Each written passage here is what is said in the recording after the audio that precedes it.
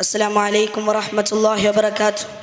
بسم الله والحمد لله والصلاة والسلام على رسول الله وعلى آله وصحبه أجمعين أما بعد. ഏറ്റവും ബഹുമാനം നിറഞ്ഞ അധ്യക്ഷൻ അവരുകളെ, മാന്യ ശുഹദാക്കളെ, ഉസ്താദുമാരെ, രക്ഷിതാക്കളെ, വിദ്യാർത്ഥി സുഹൃത്തുക്കളെ, പാവനമായ റബീഉൽ അവ്വൽ മാസം സുന്ദരമായ സുദിനത്തിൽ നിങ്ങളുമായി സംവദിക്കാൻ അവസരം നൽകിയ അള്ളാഹുവിനെ ഞാൻ ആദ്യമായി സ്തുതിക്കുന്നു. അൽഹംദുലില്ലാഹ്. 1400 സംവത്സരങ്ങൾക്കപ്പുറം മാനവ സമൂഹം അധപ്പതനത്തിന്റെ ആഘാത ഘട്ടത്തിലേക്ക് ആപതിച്ചിരുന്ന കാലഘട്ടത്തിൽ അക്രമത്തിന്റെയും അനീതിയുടെയും അനൈക്യത്തിന്റെയും കൊടും കാറ്റുകൾ ലോകത്തെങ്ങും അടിച്ചു വീശിരുന്നപ്പോൾ സത്യമതത്തിന്റെ സുന്ദര സന്ദേശവുമായി പ്രവാചക പ്രഭു അഷ്റഫുൽ ഖൽഖ് മുഹമ്മദ് മുസ്തഫ സല്ലല്ലാഹു അലൈഹി വസല്ലം അറേബ്യൻ മണലാരണ്യത്തിൽ അഗതനായി ജനന സമയത്ത് തന്നെ പല മഹാ അത്ഭുതങ്ങളും ദൃശ്യമായത് അവിടുത്തെ ശ്രേഷ്ഠതക്ക് മകുടം ചേർത്തുന്നു.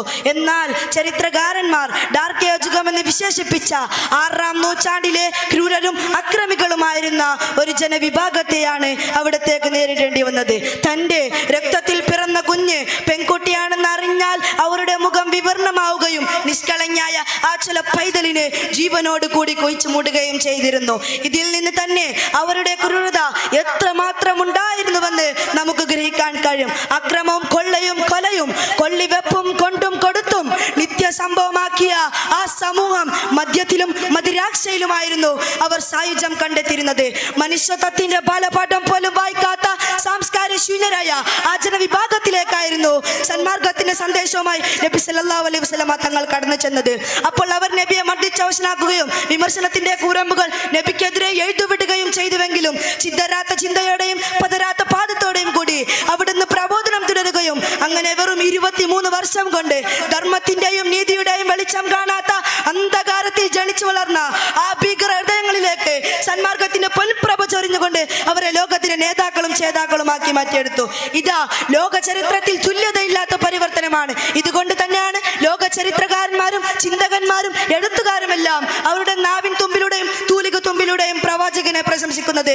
മാത്രമല്ല സ്വരാജ്യ സ്നേഹം ഈമാനിന്റെ ഭാഗമാണെന്ന് പഠിപ്പിച്ച പ്രവാചക സന്ദേശം ഇന്നത്തെ വർത്തമാന കാലഘട്ടത്തിൽ വളരെയധികം പ്രസക്തിയുള്ളതാണ്.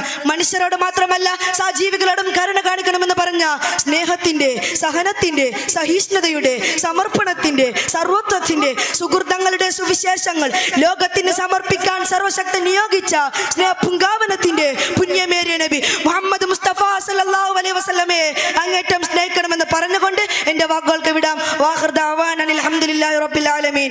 അസ്സലാമു അലൈക്കും വറഹ്മത്തുള്ളാഹി വബറകാതുഹു.